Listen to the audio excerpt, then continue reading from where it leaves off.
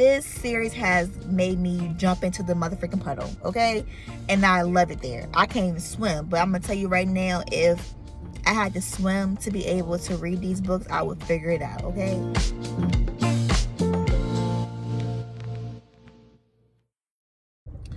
Okay, full disclosure, I am having an anxious moment.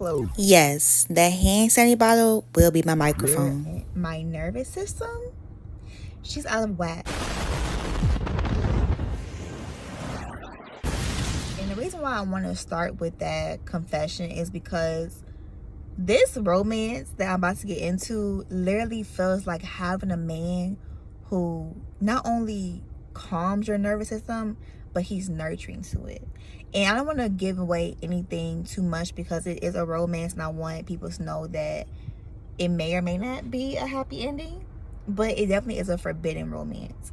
And I think that not only was this book so helpful to me battling my mental health, but it also taught me just the things that we go through as people, as women, as Black people, the things that seem so normal but they're not, you know, things that people go through every single day, and someone says, you know, well, everybody faces it at some point, why should I care that you're going through it?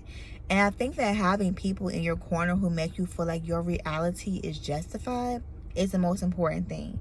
And I feel like every Candy Ryan book that I read the whole Skyland series, it focused on people who are not going through life by themselves. I literally was working today, and one of the people that I see all the time when I work told me they were having a mental health crisis, basically. Like, they were going through it, they didn't know how to really approach things, and they felt like, is this ever going to get better? And I found myself asking them, like, well, who's your person? You know, you talk about you're there for other people, but are people there for you in return? And if you've read any other Skyland series, you already know Yasmin, Soledad, and Hendrix are 3 peas in the pod. They are going to ride with each other. They're going to be there for each other. They're going to help each other. They're going to be there in any capacity that they can. And not only are they there for each other, their men are there for them. And now, in this last series, we get to see that Hendrix may possibly have not only just her friends there, but potentially a man there. But I'm not going to say if it happens or if it doesn't happen because I don't want to spoil it. But I want to get into the 3 main things that I feel like Can't Get Enough gave to me. First, I'm never settling. If I end up seeing my Lord and Savior and I'm still single, so be it. I'm not going to get in a relationship just to be in a relationship if it's not healthy, if it's not worth it, if it doesn't bring security, if it doesn't bring me peace. For what? To be with somebody and be in turmoil, or be by myself and be in peace? I'm picking peace every single time.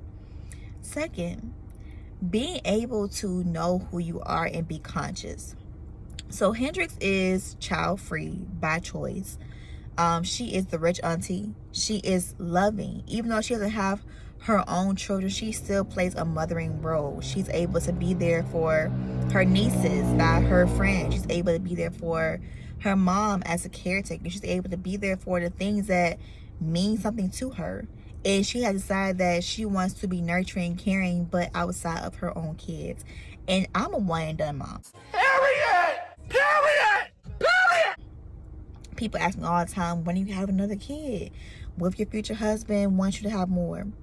It's not my husband. It's not my husband, because I'm going to let him know straight up, I have no desire to go through the newborn or the toddler stage. It's very much ghetto. And I love that Hendrix is a person who knows who she is and she's aware of it. And not only is she aware of it, she stands on it. Number 3, the last thing that I will say is, it is important to be able to realize you can have it all. Like, one of my favorite people that I listen to all the time talks about, you don't have to pick one or the other. Sometimes we feel like we can't do this, we can't do that, because if we do this and they'll ruin that, and blase blase. And sometimes we do have to find balance. But in this book, it makes you question, can I be a career woman and be a good partner? Can I be a mom and still run a business? Can I be the rich auntie but still also yearn to still be a caretaker in some capacity? And I feel like this book is just a great segue into, what do you want for yourself? Because I know for me, like, especially now being a mom, I have lost myself in so many different ways. And there are times where I literally question, do I know who I am? Like, who the heck is Shelby? And I think this book is such a beautiful guidance into, do you know who you are? And do you know what can add value? Who can add value to your life? And are you willing to allow that value to penetrate your life if it ever is to come into your fruition? That's all I have to say. I want to thank Kendi Ryan for this series. This series has been like my intro into fictional romance. I read one book before that kind of like was like, you know, just getting my feet wet. This series has made me jump into the motherfucking puddle, okay? And I love it there. I can't even swim, but I'm gonna tell you right now, if I had to swim to be able to read these books, I would figure it out, okay? I have enjoyed this series. I have enjoyed the writing. I have enjoyed the romance. I'm not even a romance girly. Never seen The Notebook. Don't really care for the ooey gooey lovey scenes. Huh? But this series was everything to me. Everything. It's gotten me through a very hard time. I recently lost a childhood friend, and this book has been my escapism. And I don't mind saying that. I feel like reading and going into a different world and not being present where you are, sometimes it's needed. Sometimes we can't sit with everything all the time, and this book helped me to not only escape, but it did help me to sit with things that I didn't even know I needed to sit with. So if you ever see this Kendi Ryan, I just want to thank you so much. For me and my hand sanitizer microphone, thank you. And for anybody who is looking to get this book, is a 10 out of 10. I hope that this review was helpful. I hope it didn't spoil anything. I don't think I gave away anything that isn't already in the intro or in the summary. But just know that the ending and even the process of getting to the ending will have you in tears.